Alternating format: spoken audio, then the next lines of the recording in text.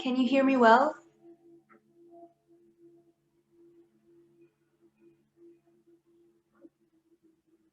Yes. All right. Just making sure that everyone can hear me. If you can send me a thumbs up, because I can just see you now. Yeah, great. Thank you. All right. How are you all doing? Happy Women's Day to all the ladies.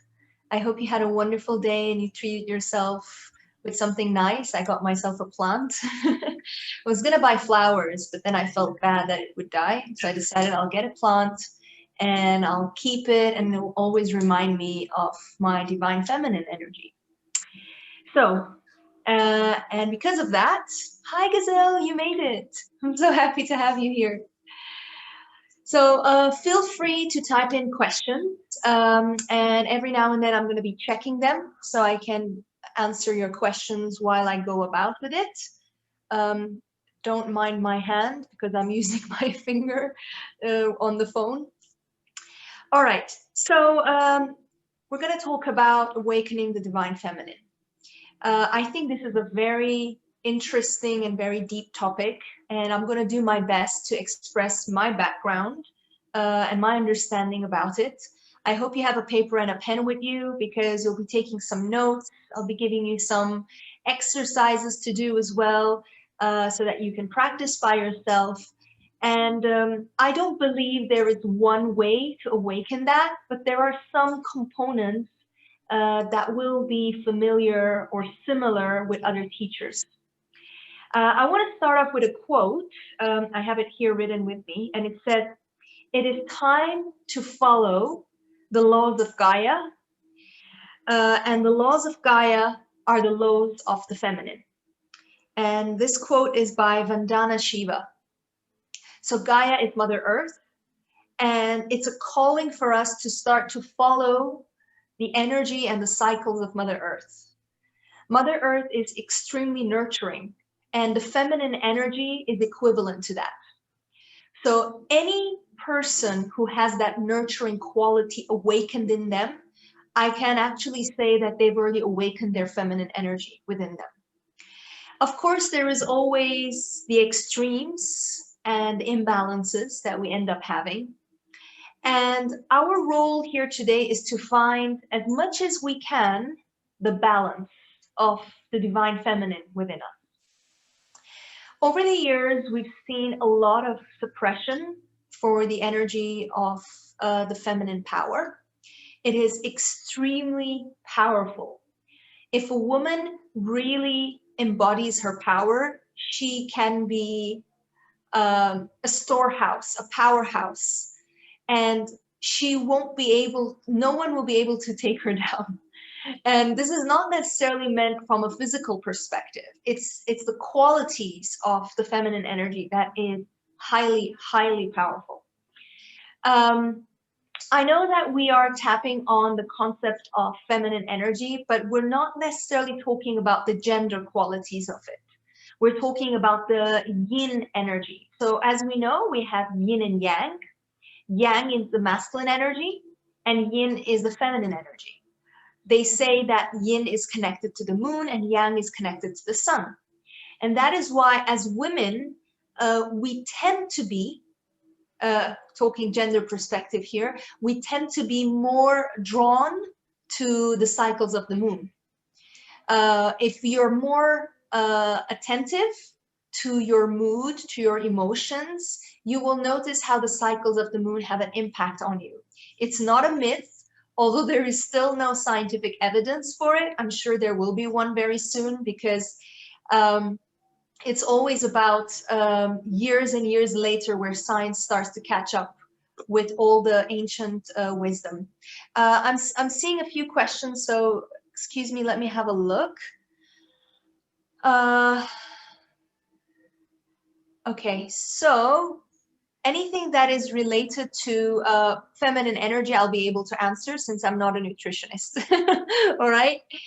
But since you asked about the yin and yang, yin is the feminine, yes, and yang is the male, white and black. You've answered it accurately. So what are the qualities? And this is like, we can put it in a way like a checklist for you to see if you have suppressed these qualities in you, you're afraid to have these qualities, or you have been mistaught about these qualities. And we're going to go one by one. So the first quality that we definitely need to tap into whenever we talk about the feminine energy is intuition. If your intuition has been developed and is active, then you have awakened part of your feminine energy, because that is related to your right brain, which is related to the left side of the body. It's very much, obviously we very much know that intuition, one of the intuitive aspects is the third eye, connected to the pineal and pituitary gland. I believe that they are very much interconnected. They work highly together. That means the forehead and the crown chakra, the energy centers. So if you are someone who is allowing yourself to take decisions based on your intuition, then you have given yourself that opportunity to not be very practical and not be very linear. Because the left brain, which is governing the right side of the body, or the masculine side, is very much analytical and very linear. So first I'll do this, then I'll do this. It's very practical and thinking that if I need to achieve something, I need to have these certain goals. I need to do these certain steps. Now, for example, in healing, we do give some of these tips by telling someone like, okay, why don't you do a meditation for 21 days and it will influence the mind? Or write these affirmations down for a certain amount of days. You have to do it in the morning and in the evening. So you're giving yourself that idea, that discipline, so that you can accomplish something. Now, here's the tricky part. When a person's intuition is developed early on without having a sense of discipline, then they can be very much disoriented as well. I mean, we always have to think of things from both sides. So if you have not been able to give yourself that discipline and to be able to have that willpower to say no to certain things when you know that is not serving you, and you say, well, my intuition says so, that's not 100% your intuition. It could be your ego playing a role. So intuitive development is a skill. Great question, mixing intuition and indecisiveness. Actually, having an indecisive trait means that the left and the right brain are fighting with one another. The ego and the intuition are really fighting with one another. This is one of the aspects I can say, other than a person having a karmic background where they've had this pattern, this belief for years and years, or lifetime after lifetime. So allowing your intuitive ability to be active it does come with a sense of discipline. It comes by, first of all, discovering someone.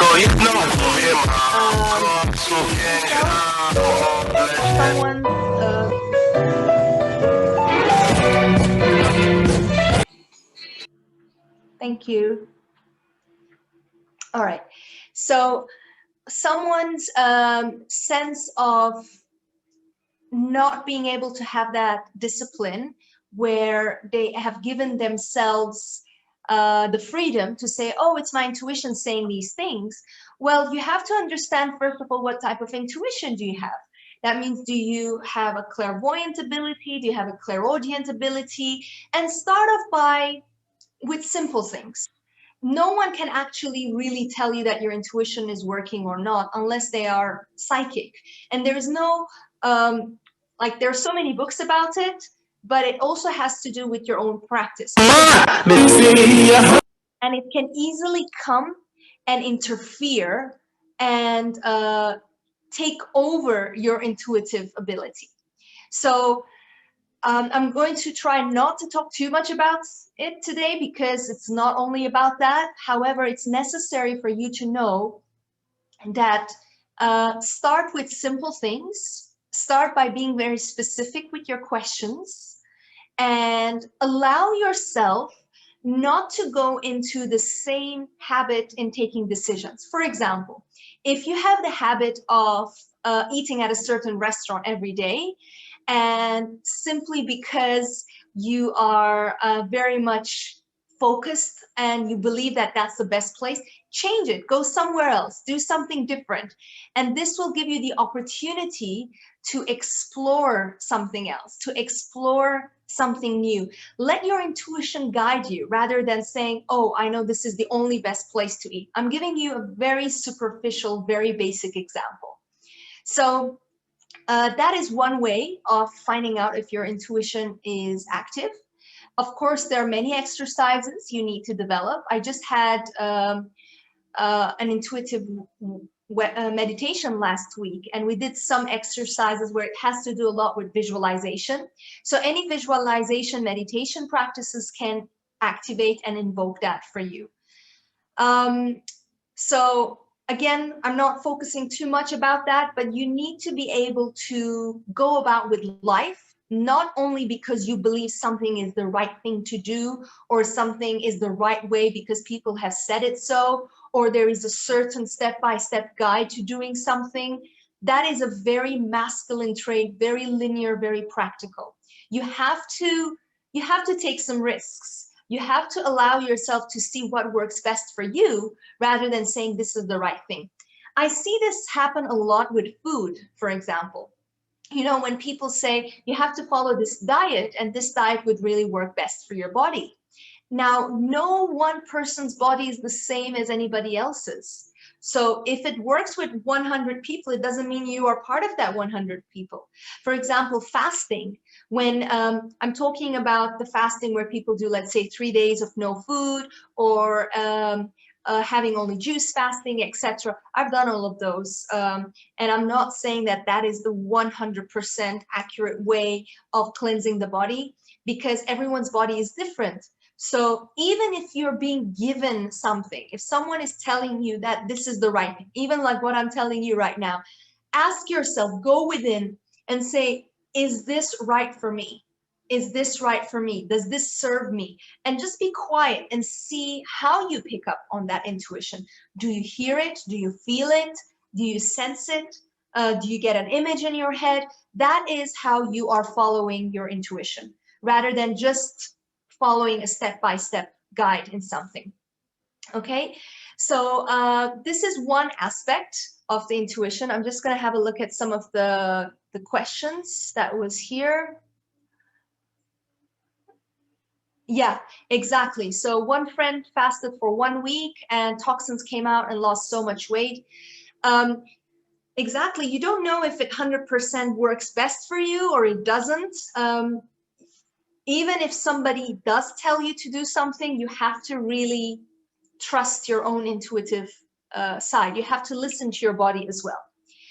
So moving on from the concept of intuition to the next aspect, which is sensitivity. How many of us have been hurt, and in order for us to protect ourselves, we've closed ourselves up? Now, this hurt can be from childhood, it could be from our teenage years, it could be something very recent. Whenever we are hurt, we tend to, in order for us to protect ourselves, the way we've been programmed as society most of the time, correct me if I'm wrong, is by telling us, okay, be tough, be strong, and move forward with it. And let's say, like, toughen up, etc. These expressions come into very much in the societal conversations. And no one actually says it's okay to feel these emotions. It's very rare. And now I see, when I go on Instagram and I read people's posts and etc., I can see how many teachers are starting to let everyone embrace their emotions, allow them to be sensitive and to be okay with being sensitive. I mean, think about gender specific here again. Think about males and how they are they allowed to be sensitive or are they not? Most of the time they're not. And I've seen many women, whenever I give Akashic readings or they're asking me about a relationship question. And it's interesting how they want a person in their life who is loving, nurturing, caring, and etc. And whenever I pick up the energy of a gentleman that's in their life, they're like, yeah, but he is so sensitive and he is so like clingy. And it's interesting how, not that we're saying that the person is judging them wrong, but we tend to not appreciate that sometimes, even from men. We want men to act a certain way where we are the ones as women, again, gender specific, are being more sensitive. And I don't believe that is a healthy way of being. It's about allowing both genders to tap into their feminine side, to be sensitive, to allow. Sensitivity doesn't mean to be a drama queen or king. Okay, again, always there are the extremes of situations. It's about allowing ourselves to feel. If we allow ourselves to feel something, then we are becoming sensitive. Unfortunately, the word sensitive is sometimes categorized as a negative trait. Oh, you're so sensitive. Oh, I don't want to deal with you because you're so sensitive. That is not the programming that we need to nurture ourselves with. That's not the way of what the divine feminine energy is about. It's about embracing all the emotions. It's about allowing the emotions, because we know that we will be able to let that energy out of our system. We will be able to appreciate it, embrace it, and we know that we can let go of it as well. Many times when people are not being able to open themselves up is because they've been obviously extremely hurt, and they're afraid that if they open themselves up, they will dive deep into it and they won't be able to get themselves out. Well, that's an imbalance. So that's not an example that we're looking for. We're always looking at balance. In anything that we do, we're looking at balance. So give yourself the permission. Give yourself the permission to be rejected. It's okay. When you want to express yourself to someone and you don't know what the outcome is going to be, whether it's a job interview, whether it's a love relationship, allow yourself to say, it's okay if that person didn't agree with me, or it's okay if the person said no, but I do want to honor my feelings and I do want to express myself to them. And don't worry if one or two people don't accept that trait yet, because remember, those people who have difficulty accepting that, they are also holding on in closing themselves up a bit. So you're kind of triggering them. You're also like reminding them that, hey, I'm expressing myself. Are you ready to express as well? Are you ready to be sensitive with me as well?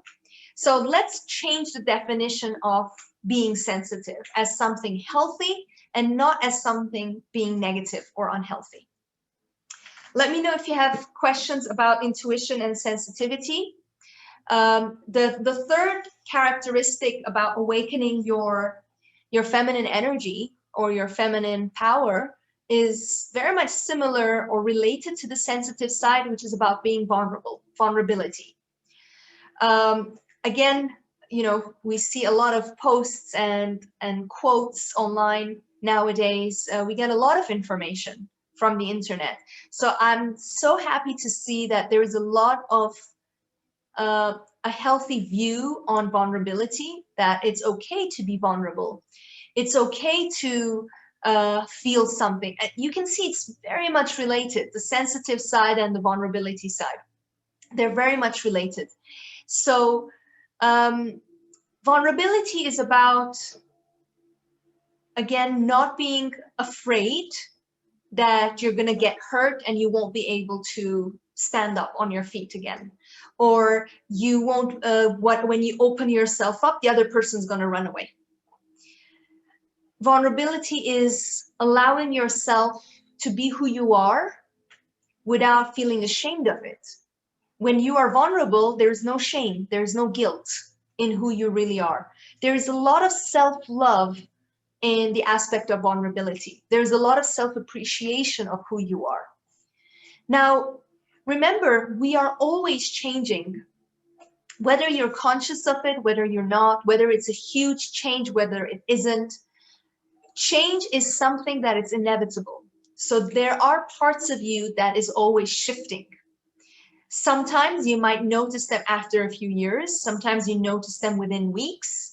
So the person that you were a few years ago doesn't necessarily have to be the same person that you are today. So if you are not super proud of who you were years ago, it doesn't mean you don't have to be vulnerable right now. It doesn't mean that you shouldn't feel proud of who you are right now. You shouldn't accept yourself and love yourself right now. When you are very much into the left brain, which is the practical masculine side. Again, we're not here to make the masculine side super negative. The problem is it's become extremely imbalanced in our society and within ourselves. And whatever gender we are, it's created this level of huge imbalance and disproportion of the qualities. So when someone is very much into the aspect of how people think of them all the time, then they are, obviously there is some level of lack of confidence. There is a level of judgment towards themselves.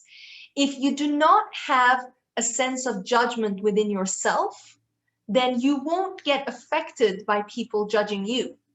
Because you have a sense of judgment towards yourself, you get affected when others judge you. Now, judgment is a huge topic. I can see some of you are typing in the chat box about judgment. That's a huge topic because telling someone, well, don't feel judged is not as easy as it sounds. Or don't get affected by how people judge you. But there is a simple concept here where you cannot control what other people think about you. As much as you are doing your best, you cannot control that. And if you are trying to control that, then your life is going to be, I don't know, I don't think it's going to be that fun. It's going to be a havoc. So do not let yourself be ruled by what other people think of you. So if you can drop that idea gradually, rapidly, whatever way you want to do it, the first thing you need to accept this idea. Do you agree with me where you have to drop the thought that what would other people think of me? If you can reduce it to a certain level where it was and how you can bring it down, then you can give yourself that freedom to be vulnerable, to express yourself. There will always be people who love you for who you really are, no matter who they are. They don't necessarily have to be family members. It doesn't mean that because they're family members, they will always appreciate who you are, because at the end of the day, they're human beings and they have their own attributes. They have their own insecurities. They have their own strengths. They have their own weaknesses. So it could be a complete stranger who values you. And let's say a parent or a sibling or a spouse is not being able to value you. So you cannot define yourself by the person. Allow yourself, put that intention today. How ready are you from a scale to 0 to 10 to be vulnerable? 0 to 10, how ready? 0 being none, 10 being the most. How much are you ready to let go of judgment? Again, I'm not asking you to make it a 0. If you can, great for you. But any step is necessary. Any step is a step forward. So when you can accept yourself and you listen to your inner voice, where it's not continuously saying, oh, you look this way today, oh, you look that way today, oh, you're doing this, oh, why did you say that, why did you walk this way, why did you do it that way, oh, why are you procrastinating? All these noises in your head, if you can lower that, the outer noise is nothing. That can be easily resolved because you're a projection of them and they're a projection of you. It goes two ways. So yes, these are all thoughts. They might sound a bit philosophical, but they are practical and they can be done. You just have to, step one, have the awareness of it. I always have 3 steps in making something change or happen. Step one is the awareness. Are you aware of this topic? Are you aware of this belief? Are you aware of this thought? Number 2, accept it.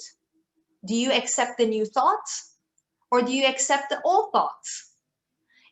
Are you accepting where you are right now? Are you okay with where you are right now? And you're not saying, how can you be so stupid? All these years you've been thinking this way. So acceptance is necessary for you to take you to the next level. Acceptance is not laziness. Acceptance doesn't mean that you are putting your feet up and saying, well, I accept myself, I'm not going to do any work. That is ignorance. So we're playing with words here. And step 3 is action. You cannot meditate yourself through things. That's not enough. You're in a human body, you're in a physical world, you need to do action. Yes, meditation can be considered an action, but I have seen many people who only, and I'm defining specifically, who would only do things in the meditation world, and they won't do anything else. So for example, I'll elaborate an example for you to understand and for you to know that I'm not against meditation. That's what I teach, that's what I do. So it's not about me saying don't do that. Let's say a person wants to give up being vulnerable. Okay, let's get that example.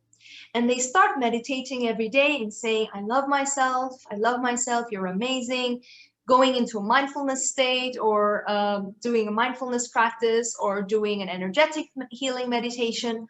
And then when they're out and about with other people, they're not showing themselves, they're not expressing themselves. But they're saying, well, maybe tomorrow that will happen. So when the actual action is happening, when the human interaction is happening at the spot, is the person taking that step? Or are they just trying that it would fade away in its own self? In rare cases that can happen, where you do a very deep healing on something, on a certain aspect, and then I've seen many people experience that. I've personally experienced that, where you go into a deep healing experience and you get out of that session or that experience and something has completely shifted in you and you're not the same person anymore. So your actions, your speech, your thinking has shifted. So I'm not talking about those rare cases, but in general, you cannot just sit and accept that your actions are going to change just by sitting, only by meditating. You need to use the meditation as your pumping energy force. That is there to pump you up. It's kind of like you have a car, you put in the gas, the petrol, and then you ride it. You don't just put the gas in and you leave it in the parking lot. You have to drive it. So think of it in that manner. Let that be your fuel to take the action forward. And of course, you have the other extreme of people who don't want to make things happen from a mindfulness perspective. They just want to wake up one day and they want to be changed. That is the other extreme. So it's always interesting to see what end of the spectrum are you?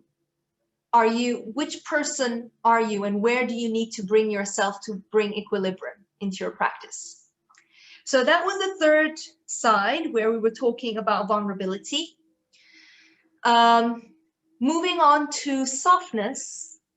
I don't know if you've ever thought of that, but the element of softness can be a feminine quality. Now, in many, I would say, if you read about esoteric studies and goddesses and deities, you can see that not all feminine qualities are soft. There are within them that who are fierce.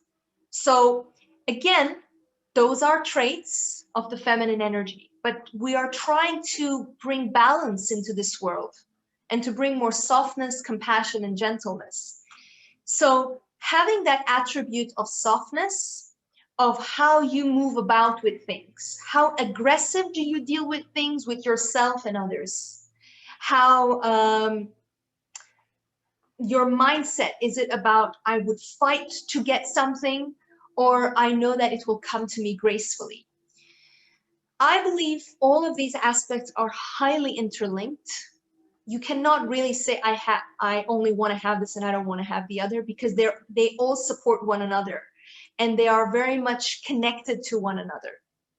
So having that element of softness to be able to express yourself, to deal with others, and make them feel safe in your presence, I believe that is a feminine quality. If they can feel safe, not because, oh, I'll fight for you or I will beat someone up, is not necessarily considered that. We're talking about the soft element of where there is a nurturing element. Think of it from a mother perspective, of how a mother would take care of the child, and the child feels extremely safe with the mother. We're talking about a nurturing mother here. So a child is not looking for someone to be a warrior around him or herself to make them feel safe. They just want that warmth, they want that protection, and they know that they are taken care of, and all their needs are met. That quality, I think if we look at mothers, I think we can learn a lot about the feminine energy. Some of you are already mothers, you intrinsically already have those qualities that you naturally developed when probably when you were pregnant or when you gave birth to your child.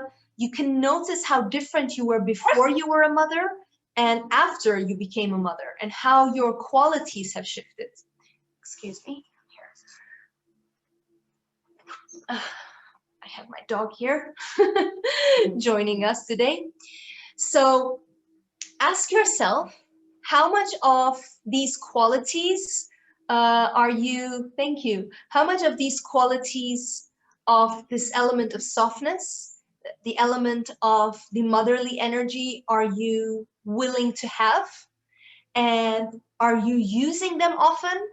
Are you giving yourself the permission to have that, or you're afraid that you will be seen as, oh, too soft? Going back to that word again, too sensitive. So let's try and redefine these words. Let's try and create new definitions that are healthier. Remember, every word has its own meaning related to what you have been taught, what society has taught you in general, other than your parents, and what you've seen in the outer world. You might say, no, I agree, this is what this word means, but how sure are you about that? Because just because you've read it, just because people have told you about it. So it's interesting to have an open mind and to allow ourselves to really see if the definition of these words are what we truly believe in. It really resonates with us. And it's okay for us to redefine them. It's okay to say that, all right, I'm going to allow myself to think differently about this word. And I'm going to allow myself to feel differently about this word and not really judge it. So if you notice, I usually like to use the word allow, because it's all related about you allowing yourself. You have the power within you to do those changes. And if you haven't made those changes, it's because part of you still hasn't allowed it. Not because you can't do it, not because you have anything lesser than anybody else. It's because you still haven't given yourself enough permission to make that change. Maybe you don't feel you're ready enough. Maybe you feel you don't have the right tools yet. Maybe you're waiting for the perfect time and you don't really know what the perfect time is. And you're blaming it on a power outside of you, thinking that they will decide the time for you. I know that some of these spiritual words can be tossed around a lot, like the word divine timing. I don't always believe that when we use these words, we are actually in tune with that word. Like, for example, like I said about intuition earlier on, when people say, well, it's my intuition, that's what my intuition is saying. But deep down, they're just lazy. They don't want to do something. They're procrastinating, for example. So I believe taking notes of your experience, if you want to see it on a day-to-day basis, if you want to notice the changes and give yourself that awareness of how much you have actually changed, then maybe taking some notes and giving yourself that day-to-day awareness and practice will give you that understanding, rather than saying, well, I tried it once and nothing really changed, so I don't think I need to work on that anymore, or I can't work on that. So I have 2 more qualities left to share with you. And then after that, I'm going to be sharing some affirmations. I love working with affirmations, which are going to help you to release and free the repression of the feminine, which equates to awakening your feminine energies. So the next 2 qualities, before the last one, is about listening. It's very interesting that the quality of listening is been categorized as something more feminine than masculine. It's because it's not there. We're talking about the real essence of a feminine energy, yeah? It's not there to judge. It's not there to give practical advices. It's about being there for a person, being there for yourself, listening to your body's needs, your life's needs and wants, and not judging. You can see they're so connected. We're repeating some of the same things over and over again. And when, let's say, think about it, if someone ever needs your help, most of the feminine qualities would be about nurturing them, listening to them, and being there for that person, rather than saying, okay, I'll go and do this thing for you. You can, of course, that's the action part as well, but listening is also considered an action. How often do you listen to others? How often are you listening not because you want to just answer them, but you just want to listen to their perspective and not jump into a conclusion or jump in to say that's wrong or this is what I believe is right? How often are you doing that? Let's say if you are in a working environment, how often do you want your voice to be heard rather than just listening and being attentive? So give that element and that trait a try if you haven't already, and see how it feels. It will give you this sense of confidence. It's not a way of saying, oh, I don't have anything to say, so I'll just shut up and listen. That's not what we're talking about here. We're talking about really giving yourself the permission, again, going back to permission, to not jump into conclusions, to not jump into changing people's mindsets or giving them practical steps to take, and just listening to them and saying, it's okay, what do you want to do about it? Giving the other person the opportunity to express, giving them the opportunity to think for themselves. You see, think about some of the schooling system. I'm saying some because I don't want to generalize. However, it's a huge issue. Think about the schooling system and how children are given the opportunity to express, and how much do teachers actually listen to children? Do they really listen, or do they dictate to them what they need to do, how they need to be, how they need to think, what they need to do, bombarding them with rules and discipline, rules and regulations all the time? So that is a masculine trait. That is not a feminine trait.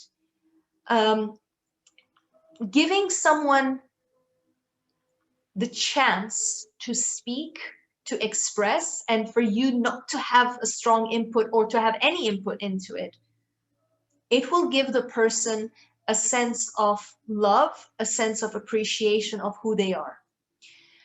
And when you're asked to give your opinion, you can express yourself if you wish. So, of course, these examples and these traits vary in situations as well. I don't want you to go around and say, okay, well, I heard Maria say I need to listen. So anybody and whatever they say to me, I'll just listen and not talk anymore. That's not what we're talking about. It's about asking yourself, how much of that are you doing? Are you doing it? Are you doing it consciously? Why are you doing it? Is it really helping you to give inputs all the time? Or are you there? I have a very, very dear friend. I just remembered, I have a very, very close dear friend. I think she's the master of listening. She sits and listens to me for hours whenever I want to talk. And I think that's a very rare trait. I know many people, and I don't see that trait in many people. She would sit and attentively listen, and she's not daydreaming. She's there with me along every single aspect of the story. And she's not there judging me, or she's not jumping into a conclusion or to a certain advice. So I feel like when I think about it, I feel so safe sitting and talking to her about it. I feel so comfortable expressing. I always want to talk to her more, which brings my talkative side out. So think about listening. Think about it as a feminine trait, and how are you giving yourself that chance to do. Finally, my most favorite attribute is trust. How much trust do you have to the things that are out of your control? How much trust do you have in your own inner abilities? How much trust do you have towards life? Are you someone who would trust the process of things unfolding in your life, or you want to control?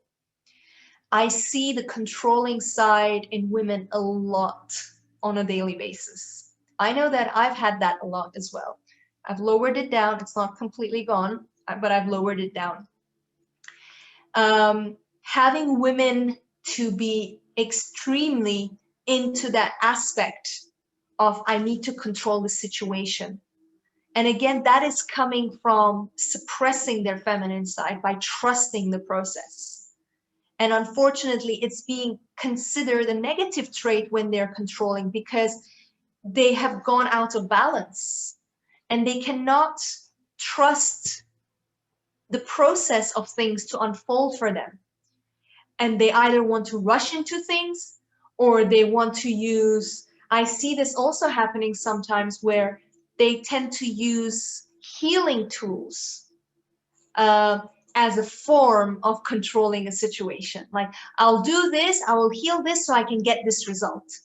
Now, remember, using healing energy tools, or I'm talking about any healing tool that you use, is something highly powerful. And it's not something that needs to be messed with, because whatever intention you put into it, it's going to manifest itself.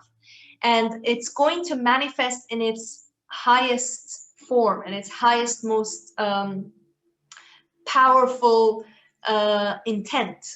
So trying to control situations and not trusting that things are working out for you, my favorite affirmation, things are working out for me, is a way of you're inhibiting your feminine side. You're inhibiting the side that is not giving you the freedom to explore life and to know that things are right for you.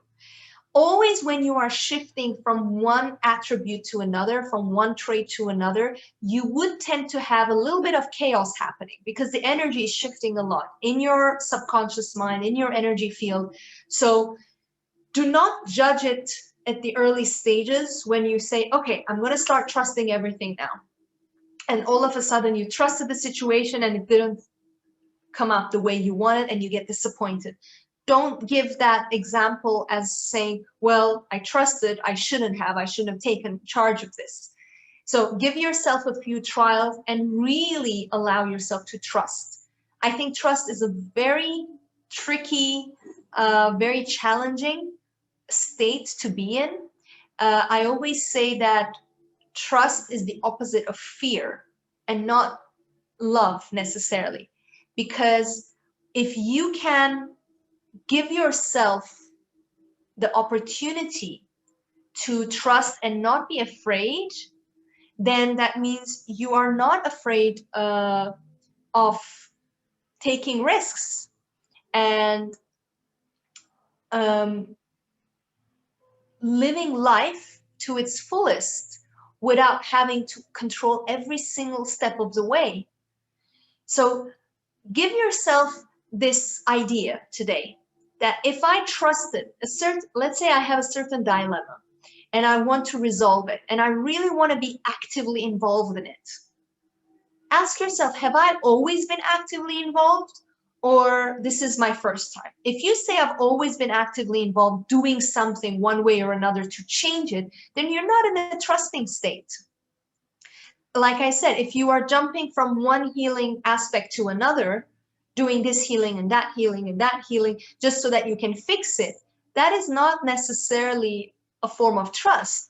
You are manipulating your controlling attribute, your controlling habit, and camouflaging it and sugarcoating it by saying, oh, but I'm doing healing work. So again, this is something that I do experience on a daily basis, where I do have people coming and they're asking for a certain change. And I realize that they're expecting for another healing technique to help solve their issue. And sometimes I have to tell them, I won't be able to give you a session. I won't be able to help you out because you are stuck in the same loop. What I advise them to do is to trust and just see how it feels to just be and how to let things unfold in their life. So, concluding our conversation today and our topic today, reminding you again of the attributes of the feminine power: intuition, sensitivity, vulnerability, softness, listening, and trust. These are the 6 characteristics. Have a look at them and see how much of them, from scale from 0 to 10, are you creating, are you having on a day-to-day basis? Are you allowing yourself to experience? And if you have a paper and a pen ready, I would like to share some of my favorite affirmations. Excuse me. So that, and I'll tell you from a practical perspective how you will be doing them. So let's start with the first one. Every affirmation that you write that has the word I in it, always put your name afterwards. So, for example, in my case, I would say, I, Maria. So the first affirmation would be, I, name, dare to feel vulnerable. So I dare to feel vulnerable. The second affirmation is, the more vulnerable I am, the stronger I am. This is a huge triggering one. You know, the idea of strength and vulnerability. The more vulnerable I am, the stronger I am. The third one is, I'm going to give you 5 affirmations. The third one is, I observe and accept all of my emotions. I observe and accept all of my emotions. The fourth one, I love myself with all of my emotions. I love myself with all of my emotions. And the final one is, I'm aware of life's signs. I am aware of life's signs. So the 5th affirmation is a great one to activate your intuition, because you're going to learn to see what are the signs that are there for you. Is the sign based on hearing, your clairaudience? Is the sign based on seeing, your clairvoyance? Is the sign based on cognitivity? I think that's how the word was, where it's related to your knowing? Or is it clairsentience, which is related to you feeling it? So being aware of life's signs, you will be able to put the pieces of the puzzle together of life. And it's all just pieces of the puzzle so that you can see the bigger picture and the grander picture of things. So I hope you enjoyed the talk today, and I hope you have some opportunities to reflect on later on, and just give it some time. The affirmations, you can start by using them on a daily basis. Some of the techniques are writing them. The other techniques are saying them out loud by looking at the mirror. The third one would be listening to them, recording yourself and listening to it later on with your own voice. That is super powerful. You can do that and sleep with it, put it on a loop. That's amazing if you could do that. You will also appreciate your voice. You'll appreciate how you speak. So all these techniques are effective. You can play with them. You don't have to only be stuck with one. And if one of them is you're really resistant in trying, like, no, I won't look at the mirror and say that to myself. Well, go ahead and try it. Challenge yourself. You'll discover parts of you, new parts of you when you do that. And it's not that much of a difficult thing to do anyway. So thank you so much for joining me. I have another webinar on Thursday, which is about the Akashic Records. I'm going to talk to you about how to connect to the Akashic Records and what that is about and how you can learn it. And as well, there are amazing workshops. I do know that there's a workshop this month with facilitators Tony and Ingrid. They're having an amazing feminine power workshop. So you can talk to Illuminations and they'll tell you when that is, and you can join them. And have a lovely evening. And thank you so much for joining. Lots of love. And again, happy Women's Day to all of you amazing women. Lots of love. Bye.